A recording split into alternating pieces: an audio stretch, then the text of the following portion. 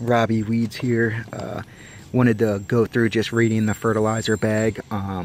Just right off the bat, the three numbers are your macronutrients: 31% nitrogen, 7% phosphorus, 14% potassium.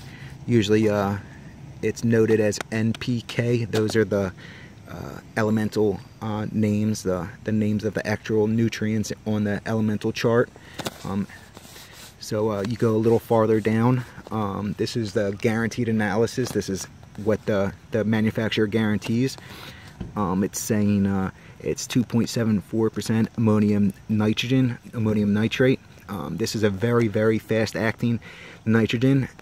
I went with this instead of all urea. Urea is the cheapest nitrogen. It's what most people use. It's water soluble. Some people take it and mix it up in their tanks and spray it. Some people use it as ice melter. Urea is used for many things, but urea as itself is 46.00% nitrogen. Ammonium nitrate is 33.00% nitrogen. So you have to take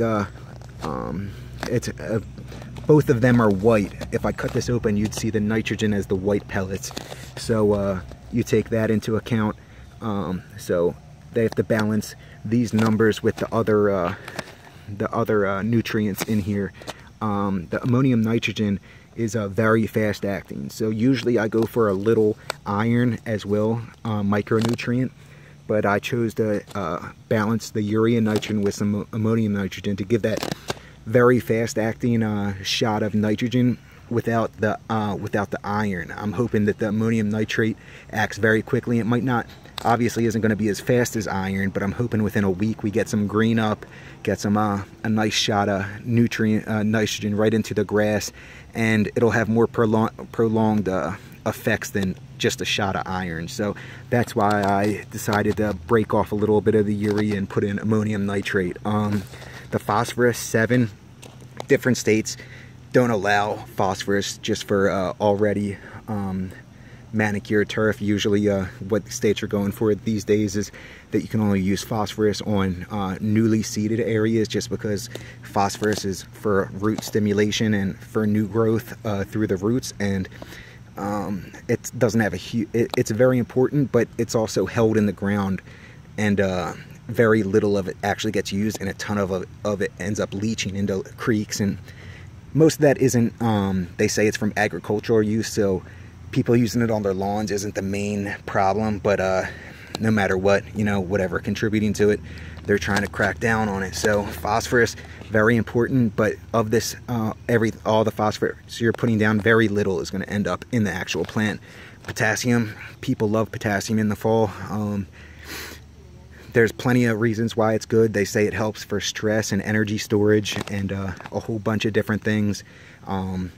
Now the ratio, the percent of potassium, the more the better, but there isn't unless you got a soil analysis, there's not an actual given number that's recommended. It would have to go with your particular soil test to really tell what you need. 14. If I was picking this and I could make my own ratio, 10 would be fine, 14's better. That is, as long as it needs that much. So I picked 14 just to cover my bases. But sometimes lawns need no potassium, sometimes they need no phosphorus. But the most important is making sure you're getting, I'm going for 1 pound N. So you're taking 31, this is 51 bag, 31. If you divide that in half, you get 15 and a half. So there's 15 and a half pounds of nitrogen in this 50-pound bag. So you take that 15 and a half and calculate that per acre. So you take 43.5 thousand square feet divided by 15.5, and that's how I got the 28 or 2.8 bags per acre. So that's how you calculate that. And there isn't any micronutrients in here. I wasn't too concerned with the micronutrients. I would have went with iron, but like I described, the ammonium nitrate I think is going to help equally as much, just in a different way. There's a ton of other micros that you could get, but for what I'm doing in this application, it's not really that important. So yeah, that's how you go through the label. This doesn't list the size of the pellets, but this is a pretty average size.